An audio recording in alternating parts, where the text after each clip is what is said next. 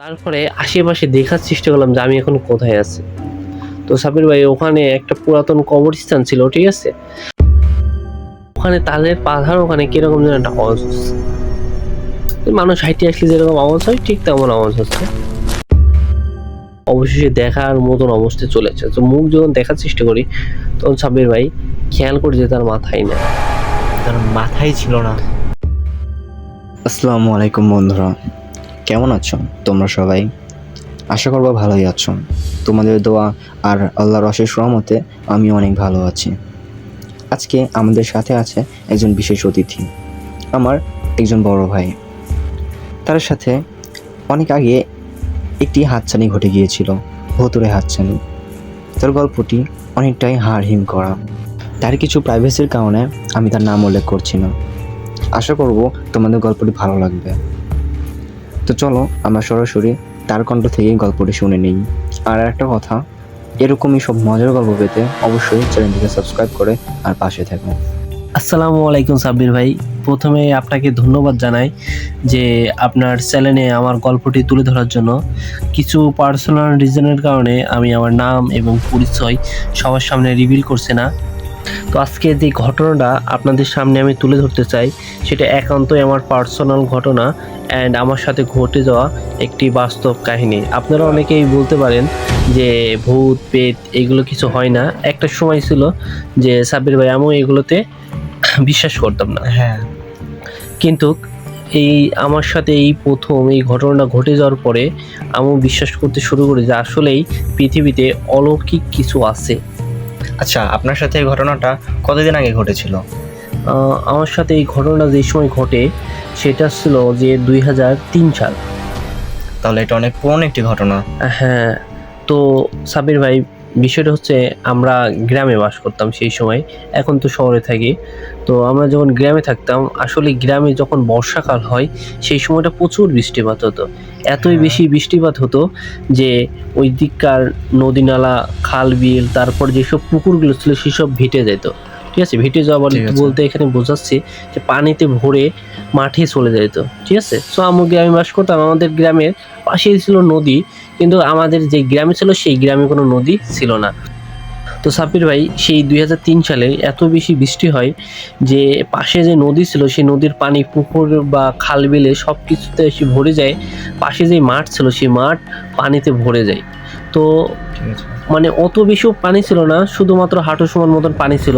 তো আপনি তো জানেন যে গ্রামে যারা বসবাস করে তারা অনেকেই রাতে মাছ ধরতে অনেক শৌখিন হয়।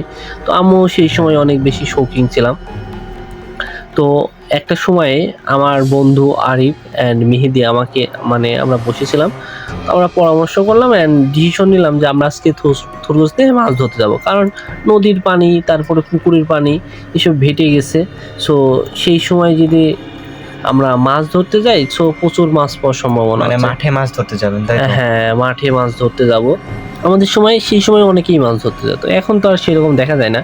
তো ওকে বললাম যে আচ্ছা ঠিক আছে, আমরা যেহেতু মাছ ধরতে যাব তাহলে আমি বাড়িতে একটু ঘুমাইনি, তোরা আমাকে রাত 12টার সময় ডাক দিস। কারণ আপনি তো রাত 12টা মিডনাইট, কারণ আপনি তো জানেন যে যত রাত হয় তত মাছ পাওয়ার সম্ভাবনা বৃদ্ধি পায়। ঠিক আছে, তো রাত 12টার সময় ডাকতে বলছি। তো কিছু সময় পরে ঠিক আছে মনে হলো যে এখন ঘুমাইলাম এখনই উঠলাম। ঠিক আছে, দেখছি যে আমাকে একজন ডাকতে আইছে, ঠিক আছে, মাছ ধরার জন্য। তো আমাকে যেহেতু মাছ ধরার জন্য ডাকতেছে আর আমি কি বলছিলাম যে ডাকলে ডাকতে আসিস তো চলে যাবেন। সো আমাকে বলছে সাব্বির চল মাছ ধরতে যেতে হবে, দেরি হয়ে গেছে। তো উঠলাম, উঠে মোবাইল টোবাইল আর দেখলাম না। ঠিক আছে, সেই সময় একটা বাটন ফোন ছিল, অ্যান্ড্রয়েড ফোনে সেই সময় সেরকম প্রচলন হয়েছিল না। তো টাইম মাইম না দেখে থুরগুস হাতে নিলাম আর একটা ব্যাগ হাতে নিয়ে আমি মাছ ধরার জন্য রওনা দিলাম। তো ওর সাথে যাচ্ছি, তো যাইতে যাইতে ও সেরকম আমার সাথে কথা মতো বলছে না। তো আমাদের ওখানে গ্রাম ছিল, গ্রামের ওখানে মনে করেন যে একটা মাঠ ছিল, সেই মাঠের আগে একটা বাড়ি ছিল পুরাতন, সে বাড়ি পার হতে হয়, বট গাছ ছিল, সেই সব পার হয়ে তো আমরা যাচ্ছি। ওখানে একটা ব্রিজ ছিল, বুঝছেন, যেখানে মাছ ধরতে যাবো সেখানে একটা ব্রিজ ছিল। তো ব্রিজটা যখন আমরা অতিক্রম করে তখন ও বললো যে চল প্রতিদিন তো ব্রিজের উপরে মাছ ধরি, আজকে একটু মাঠের মধ্যে লাইভ মাছ ধরে দেখি, কারণ মাঠে অনেক পানি এসে। সো আমরা যেই কথা সেই কাজ, আমরা শুরু করলাম, মাঠে নামলাম। তো ও বললো যে তুই এক প্রান্তে যা আমি এক প্রান্তে যাই, তাহলে মাছ ধরা ভালো হবে, ঠিক আছে? সুবিধাজনক হবে। হ্যাঁ, সুবিধাজনক, তাহলে মাছ পাওয়ার সম্ভাবনা বেশি পাবে, বেশি কারণ হবে। দুজনে যদি একসাথে থাকি তাহলে একই মাছ দুজনে ধরা, তাই না? বিষয়টা কেমন হয় জানো? ওর কথা মতন আচ্ছা ঠিক আছে, তো এক সাইডে গেল, আমি এক সাইডে গেলাম, ঠিক আছে? কিছু সময় আগাতে আগাতে দেখছি যে যত সামনের দিকে আগাই ততই মাছ পাওয়ার সম্ভাবনা বেশি হচ্ছে। তো মানে যতই আগাচ্ছেন ততই বেশি মাছ বেশি পাচ্ছেন। হ্যাঁ, তো ততই বেশি মাছ পাচ্ছি, তো সামনে যাচ্ছি আর ধরছি, ব্যাগের মধ্যে ধরছি, আবার ফের যাচ্ছি, আবার ফের ধরছি, ঠিক আছে? এরকম একটা সময় করতে করতে যে অনেক বেশি মাছ হয়ে গেছে, ঠিক আছে? তো এবার ডিসিশন নিলাম যে আর কিছু মাছ ধরে চলে যাব, ঠিক আছে?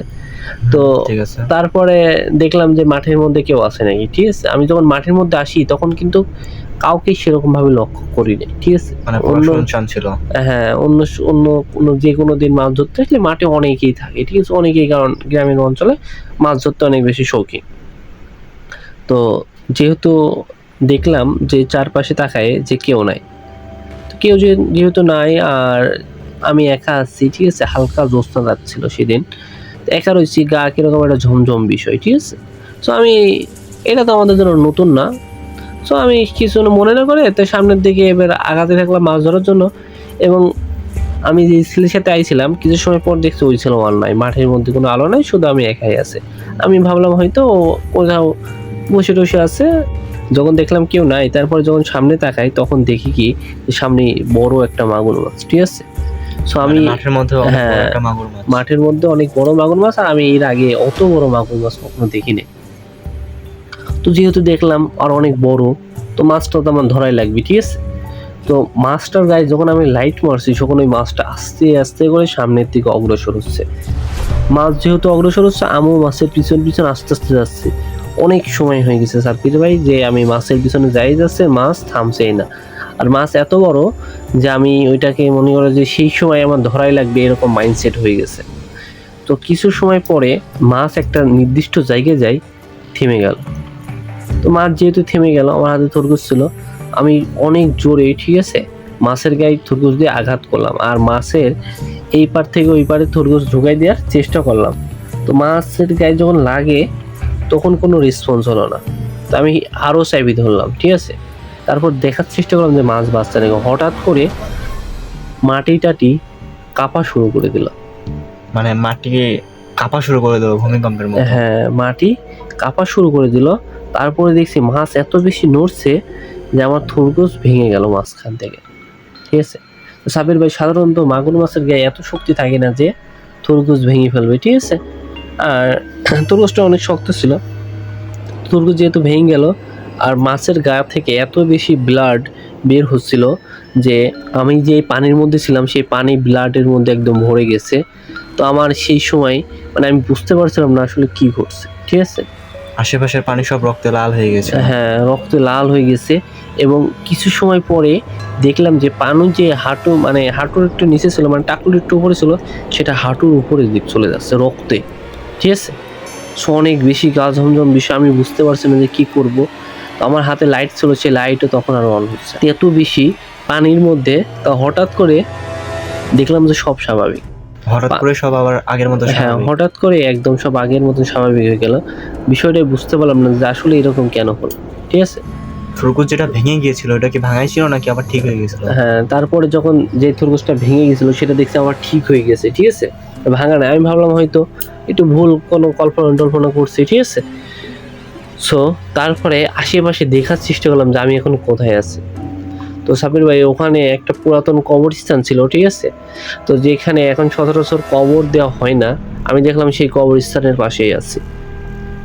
তো কবরস্থানের পাশে এটাই অনেক স্বাভাবিক ছিল, কারণ সেই সময় কবরস্থানের পাশে আমরা প্রায় যেতাম, কারণ এটা পুরাতন সমাধি, ওখানে আর কোনো সমাধি দেওয়া হয় না কাউকে। তো কিছু সময় পরে, ঠিক আছে, যখন আমি ভাবলাম যে চলে আসবো, আমি কি জানি না কেন ওখানে অনেক সময় দাঁড়াইছিলাম, ঠিক আছে? তো কিছু সময় পর যখন ডিসিশন নিলাম যে আমি ওখান থেকে চলে আসবো, তখন দেখছি যে গাছ থেকে, ওখানে একটা তাল গাছ ছিল, তাল গাছ থেকে কি যেন একটা পড়লো, ঠিক আছে? অনেক জোরে আওয়াজ হলো। পরে আমি ভাবলাম হয়তো তালের পাতা পড়লো। তো যেহেতু তালের পাতা বললো, অতটা বেশি রেসপন্স করলাম না। তারপর আবার দেখছি যে ওখানে তালের পাতার ওখানে কিরকম যেন একটা আওয়াজ হচ্ছে, মানুষ হাইটে আসলে যেরকম আওয়াজ হয় ঠিক তেমন আওয়াজ হচ্ছে। তো আমি তাকাই দেখলাম যে ওখানে কিছু আছে নাকি, ঠিক আছে? তো বললাম যে চাঁদ মানে হালকা জ্যোৎস্না রাত ছিল, তো দেখলাম যে ওখানে সাদা পোশাক পরা একটা ব্যক্তি দাঁড়ায় আছে, ঠিক আছে। আমি ভাবলাম হয়তো আমার মতনই কেউ মাছ ধরার জন্য আইছে, ঠিক আছে। তো ঠিক করে দেখা যাচ্ছে না, অনেক দূরত্ব ছিল আমাদের মধ্যে সাব্বির ভাই। মানে এই ঘটনার জন্য আমি বললাম সেই মুহূর্তে কোনো প্রস্তুত ছিলাম না, ঠিক আছে। তো যখন দেখি যে ওই ব্যক্তি আমার দিকে আস্তে আস্তে আসছে, আর আমি তখন দেখার চেষ্টা করছি যে আসলে এই ব্যক্তিটা কে, তাকে আমি চিনি নাকি, ঠিক আছে। তো আস্তে আস্তে আসছে, আমি দেখছি যে অনেক লম্বা সাদা পোশাক পরা একটা ব্যক্তি আমার দিকে আগায় আসছে। যত বেশি আগায় আসছে দেখা যাচ্ছে যে উনি অত বেশি মানে লম্বা মনে হচ্ছে, ঠিক আছে। মানে যত আগে আসছে তত লম্বা হচ্ছে। হ্যাঁ, তত লম্বা মনে হচ্ছে, যে একটা সময় মনে হলো যে অনেক লম্বা, আমার থেকে হয়তো ডবল লম্বা। আমি ভাবছি যে আমাদের গ্রামে এত লম্বা ব্যক্তি কি আছে। তো যত আস্তে আস্তে আগাচ্ছে, আমি আস্তে আস্তে দেখার চেষ্টা করছি। তো একটা পর্যায়ে যাই, ঠিক আছে, তার মুখ যেহেতু অনেক কাছে চলে আসে, আমি তার মুখ দেখার চেষ্টা করছি, ঠিক আছে, যে আসলে এই ব্যক্তিটা কে। তো ওই ব্যক্তি একটা সময় এত কাছে চলে আসছে যে তার মুখ অবশেষে দেখার মতন অবস্থায় চলে আসছে। তো মুখ যখন দেখার চেষ্টা করি, তখন সাব্বির ভাই খেয়াল করে যে তার মাথায় না। তার মাথাই ছিল না। হ্যাঁ, আমি খেয়াল করি যে তার মাথা নাই। তো সেই অবস্থায় দেখে তো আমি একদম মানে অবাক, ঠিক আছে, ইমি হয়ে গেছে। তো আমি মুখ দিয়ে যখন একটা কথাই বাইরে হচ্ছিল অনেকবার, ঠিক আছে, রিপ্লাই হয়ে যাচ্ছে আল্লাহ আল্লাহ আল্লাহ, ঠিক আছে, এরকম মুখ দিয়ে রিপ্লাই হয়ে যাচ্ছে অনেকবার। তো যখন এটা মুখ দিয়ে বারবার বের হচ্ছে, মানে ঠিক আল্লাহর আছে, নাম জপা শুরু করে হ্যাঁ, দিয়েছে। হঠাৎ করে দেখছি উনি আমার সামনে আসছে, ঠিক আছে, আস্তে আস্তে সামনে আসছে, নাই মাথা নাই, সাদা পোশাক পরা, ঠিক আছে, পাশ দিয়ে চলে গেলাম। আমি সাব্বির ভাই অনেক বেশি ভয় পেয়ে গেছি, ঠিক আছে। তো ভয় পেয়ে অনেক সেন্সলেস মতন হয়ে গেছে, কিন্তু দাঁড়াই আছে, ঠিক আছে, পড়ে যায়নি, দাঁড়াই আছি সেন্সলেস। হঠাৎ করে দেখি যে আবার সব কিছু স্বাভাবিক হয়ে গেছে, ঠিক আছে। তো আমি এবার বুঝতে পারি যে আমার সাথে হয়তো খারাপ কিছু হতে চলছে। তো এই জন্য আমি দ্রুত মাঠ থেকে উঠে আসি, ঠিক আছে, দ্রুত সেই মাঠ থেকে উঠে আসার চেষ্টা করি। অ্যান্ড তারপরে আরিফের খোঁজ করি, তারপর দেখি আরিফ কোনো জায়গায় নাই, ঠিক আছে। তো কয়টা বাজে সেটাও জানি না, কারণ সেই সময় তো সেরকম ফোনের প্রচলন ছিল না। তো আমি ওখান থেকে বাড়িতে আসার জন্য রওনা দিই, ঠিক আছে। আমাদের বাড়ি আসার আগে পুরাতন একটা বাগান বাড়ি, বট গাছ, এগুলো তো বললামই, তখন এগুলো পাড়ি দিতে হয়, ঠিক আছে। তো আমি একটা ব্রিজের পার আসলাম, যে ব্রিজের পার অনেক লোক থাকতো, সেই সময় দেখলাম ব্রিজের পার কেউ নাই। তো আমি আস্তে আস্তে আস্তে আস্তে রওনা দিয়ে শুরু করলাম। তো পুরাতন যে বাড়ির কথা বললাম ভাই, সেই বাড়ি ছিল মৃধা বাড়ি, সেই বাড়ির এখন আর কেউ থাকে না, মানে পরিত্যক্ত। হ্যাঁ, পরিত্যক্ত, সেই সময় পরিত্যক্ত ছিল। তো পরিত্যক্ত বাড়ির মধ্যে দেখছি অনেক বেশি পাখিরা কিচিমিচি করছে, গাছের পাখিরা উড়ে যাচ্ছে। তো এমনিতে আমি ভয় আছে, এইগুলো দেখে আরো বেশি ভয় পেয়ে গেছি, ঠিক আছে। তো কিছু সময় পরে মনে করেন যে অল্প 10 থেকে 15 সেকেন্ড পরে দেখছি সব কিছু আবার শান্ত হয়ে গেছে, পাখিরাও ডাকছে না, ওড়াউড়ি করছে না। তো একদম সব কিছু মানে একদম শান্ত, কোনো কিছু মনে হচ্ছে বাতাসও বইছে না, সব কিছু নিস্তব্ধ হয়ে গেছে। তো 1 থেকে 3 পা আগানোর পর দেখছি দূরে থেকে আবার দেখছি একটা লোক আসছে। দূরে থেকে যেহেতু লোক দেখা যাচ্ছে, আমার একটু ফোটা মনে করেন যে ভয় কমলো, মানে একটু সাহস পেল। হ্যাঁ, একটু সাহস পেলাম। কারণ সেই সময় তো মনে করেন যে আমার পাশে কেউ নাই। তো একটা লোক আসলে ভাবলাম যে তাকে আমি বলবো যে আমাকে বাড়ি পৌঁছাই দিয়ে আসতে, ঠিক আছে, আমার অনেক বেশি ভয় করছে। বা সেই লোকটাকে দেখলে অনেক বেশি যখন সাহস বৃদ্ধি পেত, তার সাথে কথা মতো বলতে পারলে। তো কিছু সময় পর, ঠিক আছে, দেখছি দূরে থেকে আসছে, দেখছি ওই লোকটাও ঠিক তেমনই সাদা পোশাক পরে আছে, ঠিক আছে। সাদা পোশাক পরে আছে। তো আমি এবার দেখার চেষ্টা করছি, আর ওই লোককে দেখে আমার তখন আর ভয় লাগছে না, আরো বেশি মনে হচ্ছে যে না, তাড়াতাড়ি লোকের কাছে যায়, ঠিক আছে। কিন্তু আমি ভাই সেই সময় হাঁটতে পারছিলাম না, ঠিক আছে, এক জায়গায় স্তব্ধ হয়ে গেছি, ঠিক আছে। মানে হাঁটার চেষ্টা করছেন কিন্তু হাঁটতে পারছেন হাঁটার না। চেষ্টা করতে পারছি, কিন্তু মাইন্ডে সেই সময় মানে হাঁটার জন্য মনে হয় কমান্ডে দিচ্ছে ওরা পাওকে। যখন ওই লোকটা আমার কাছে আসছে, তো আস্তে আস্তে আমি আবার ফের ওই লোককে দেখার চেষ্টা করছি, ঠিক আছে। তো একটা পর্যায়ে দেখি যে আসলে ওই লোকটা ওই লোকের মতনই লম্বা, ঠিক আছে, অত বেশি লম্বা না কিন্তু লম্বা। তো যখন আস্তে আস্তে কাছে আসছে, আস্তে আস্তে আবার ফের ওই লোকের মুখ দেখার জন্য মনের মধ্যে আবার অনেক কৌতূহল জাগে উঠছে। তো আস্তে আস্তে কাছে আসছে, আমি আস্তে আস্তে দেখছি, ঠিক আছে, একটা পর্যায়ে যাই সামনে চলে আসে, এতটা সামনে আসে যে সেই সময় আমি দেখতে পাচ্ছি, ঠিক আছে, কিন্তু অনেক দূরত্ব আছে, ঠিক আছে।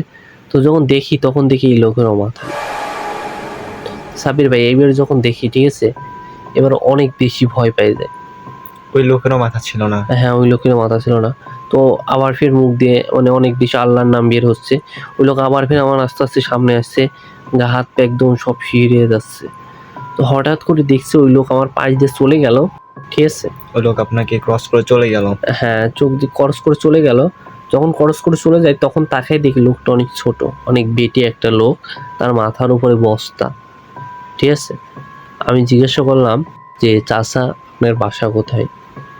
মানে উনি তখন একজন স্বাভাবিক মানুষ হয়ে হ্যাঁ, গেছে। এবং আমার থেকেও ছোট হাইটের। আমি জিজ্ঞেস করলাম চাচা আপনার বাসা কোথায়? চাচা কোনো রিপ্লাই দিল না, আমার দিকে তাকালো।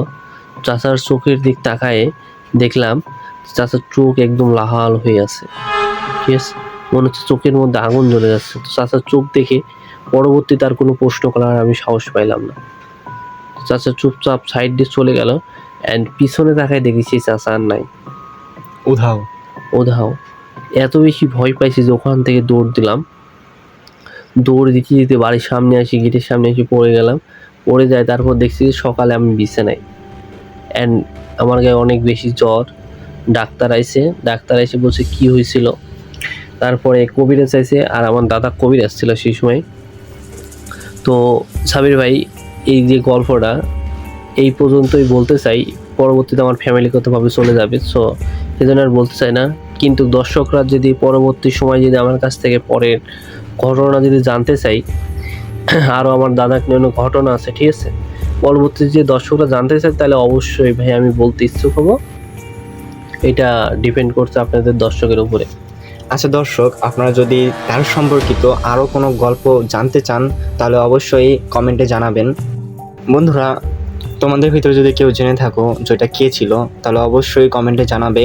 আর আমাদের বড় ভাইয়ের গল্পটা তোমাদের কাছে কেমন লাগলো সেটা অবশ্যই কমেন্টে জানাবে। গল্পটি শোনার সময় আমার গুজবাম্পস চলে আসছিল। গল্পটি আসলে অনেক ভালো ছিল এবং তার সাথে যেহেতু ঘটে গেছে সেহেতু অনেক ভয়ঙ্কর একটি ঘটনাও ছিল। তো তোমরা এমনই সব মজার গল্প পেতে অবশ্যই আমার চ্যানেলটিকে সাবস্ক্রাইব করে আমার পাশে থেকো।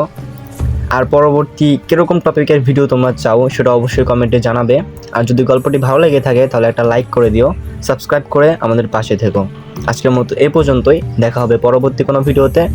ততদিন সবাই ভালো থেকো, সুস্থ থেকো, আল্লাহ হাফেজ।